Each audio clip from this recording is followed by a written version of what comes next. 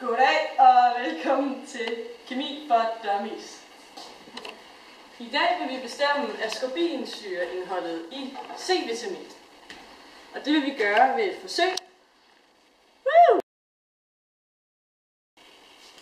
Og sådan laver vi forsøget. Vi skal bruge lap-po med pH-måler, computer med en spejl, bæreglas på 150 ml, magnetomrør med magnet, stativ med klemmer, burette i buretteholder og bundselbrænder med stativ. Derudover skal vi bruge kemikalierne 0,1 mNaOH og 3 C-vitaminpulver. Det vi starter med at gøre, det er, at vi tager og knuser C-vitaminpillerne. Derefter kommer vi dem op i bæreglasset med demineraliseret vand, hvor at vi stille og roligt opvarmer det, så at pillerne bliver opløst. Opløsningen af demineraliseret vand og vitaminpiller afkøles, og tilsættes yderligere demineraliseret vand til at volumen op på 100 ml i det hele. Herefter begyndes titreringen, som der skal her. Med intervallet mellem hver første til 8. måling på 0,5 ml NaOH, som vi har her i. Efter den 8. måling nedsættes de 0,5 ml NaOH til 0,2 ml NaOH, for at give det bedst mulige resultat. Og undervejs der noterer vi så i en spejl, hvor vi får værdierne ind. Og derudfra der kan vi så lave en graf, som vi så lidt til. Desuden skal magnetomrørene tændes, så at der er en let omrøring, så at væsken bliver blandet, så pH-måleren kan fange de resultater. Gør som elevrådsformanden. Sæt din stoler. Woohoo!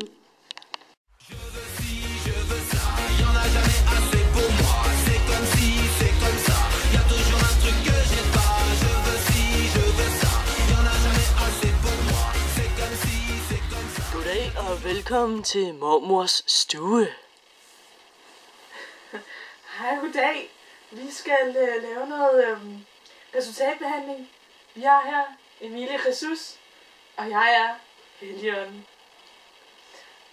Hvis vi kigger på skærmen her, kan vi her se vores skema, vi lavede, hvor vi har her, hvor mange milliliter NaOH vi har tilføjet.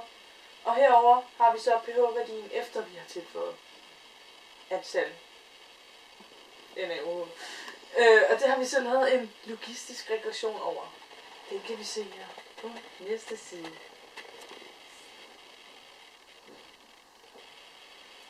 Det er den fine sorte streg her. Vi har samtidig lavet et punktplot, så vi kan se, at den passer meget godt ovenpå vores punkter. Vi starter med at finde ækvivalenspunktet, og det gør vi med at finde det sted på grafen, hvor hældningen er stejlest mellem punkterne. Og der bruger den her formel for at finde ud af, hvor stejl hældningen var. Og det kan vi så se her, og den er 6,95. Og vi finder så et gennemsnit af de to punkter, og det er 5,1.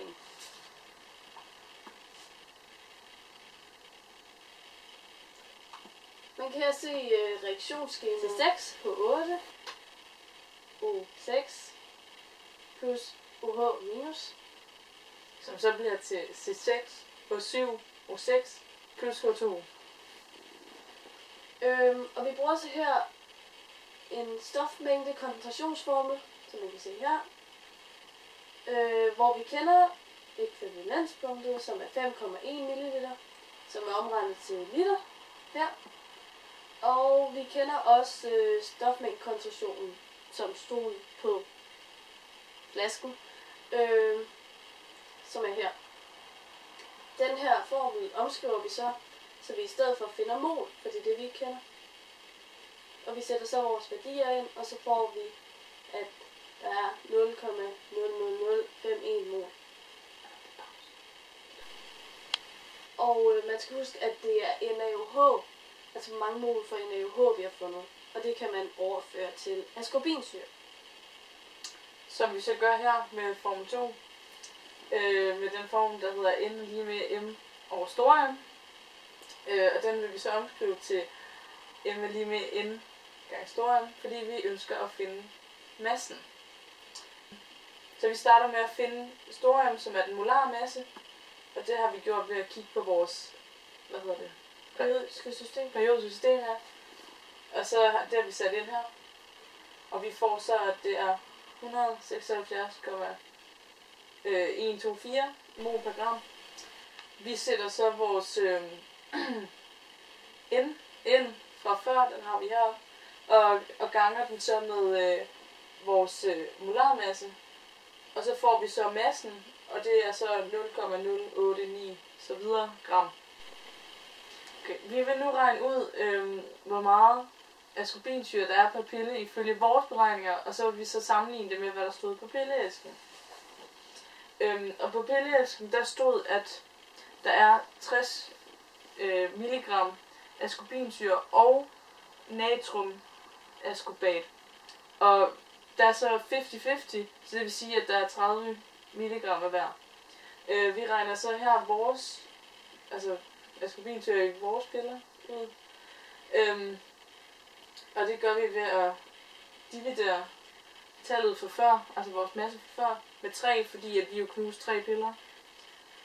Og det får vi så til det der, gram per pille.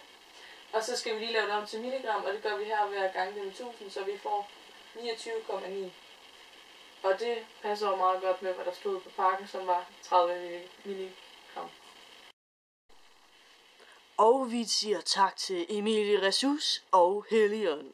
Det var alt for nu i Mormors Stue. Vi vender tilbage efter reklamerne med diskussionen.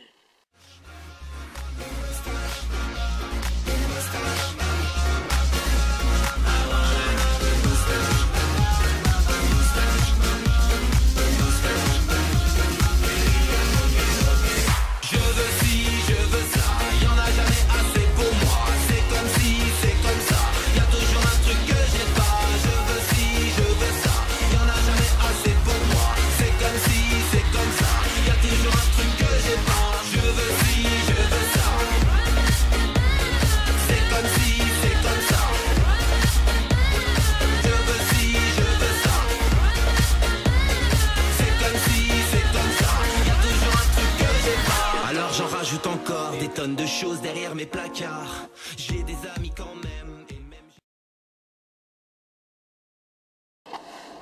Goddag og velkommen til diskussionen. Mit navn er Harry Bob, og jeg har valgt at invitere Anne Hawkins studiet for at høre lidt nærmere om det her forsøg. Goddag, Anne Hawkins. Der. Hvad var det nu, forsøgsresultaterne blev? Ja, altså på pakken på C-vitaminpiller, der stod der, at der var 30 mg ascorbinsyre i. Og ifølge vores forsøgsresultater var der 29,9 mg ascorbinsyre i pillerne. Så det er jo et ret fint resultat. Ja, det må vi nok sige, det er. Det er ret amazing. Så I fik altså en afvigelse på 0,01. Hvordan kan det være? Der, hvor man skal titrere, hvor der skal hældes NaOH ned i pilleopløsningen, den afkølte pilleopløsning, der kan det have været meget upræcist, hvor mange milliliter man har proppet i ad gangen. Vi vender tilbage efter pausen. A wise man once said, Halleluja, halleluja, halleluja, halleluja, halleluja. Velkommen tilbage til diskussionen. Mit navn er Harry Bob, Bob Harry. Og vi byder velkommen til en ny ekspert, Emilie Ressus.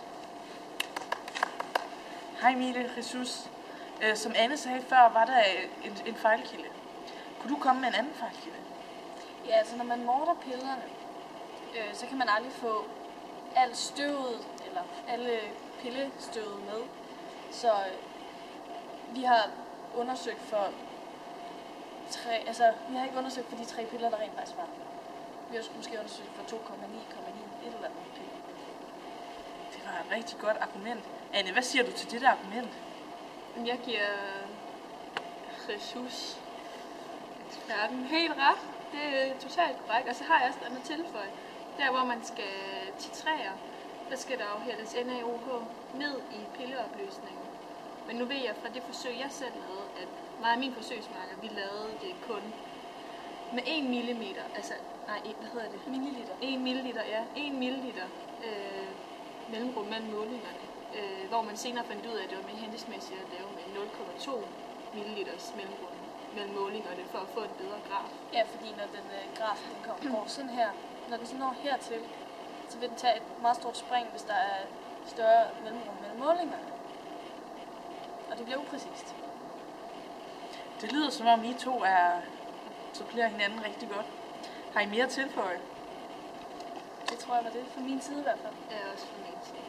Så siger vi tak til Anne Hawkins og Emilie Ressus. Det var alt for i dag. Ses næste gang.